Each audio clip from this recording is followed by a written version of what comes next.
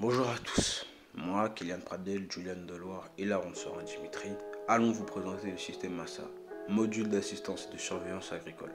Le but du MASA est d'améliorer la productivité d'une parcelle cultivée en aidant le cultivateur à surveiller les paramètres du sol et de l'air environnant.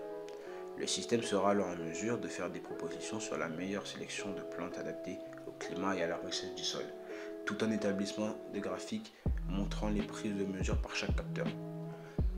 Le MASA est constitué d'une boîte de capteurs alimentée à l'énergie solaire en recueillant les données environnementales et d'une base réceptrice permettant de recueillir les données relevées afin de les enregistrer dans une base de données. Dans cette vidéo, il ne s'agit que d'un prototype incomplet du système, mais suffisant pour vous en expliquer son fonctionnement. La boîte de capteurs se trouvant dans votre jardin par exemple, va commencer à relever des données environnementales comme la pluviométrie, la luminosité ou encore la température. Ces données sont ensuite transférées à un module de communication sans fil LoRa, qui sont ensuite reçues par la base réceptrice qui dispose aussi d'un module LoRa. Grâce à un programme Python, les données sont enregistrées dans une base de données SQL. Ces données sont lisibles sous forme de tableau en allant sur une interface graphique appelée PHP-MyAdmin.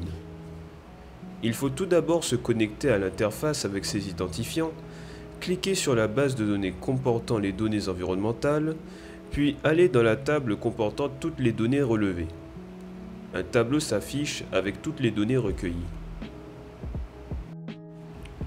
Si l'on veut avoir un graphique avec les mesures de la température par exemple, il faut aller dans l'onglet SQL, écrire une commande disant qu'on veut afficher que les températures relevées et choisir le nombre de données à afficher. Après exécution de la commande, il faut cliquer sur « Afficher la courbe » pour voir l'évolution de la température dans le temps. Il était aussi prévu de faire une interface plus simplifiée montrant les graphiques des données et un système permettant de recommander certains types de plantes dépendant des mesures environnementales.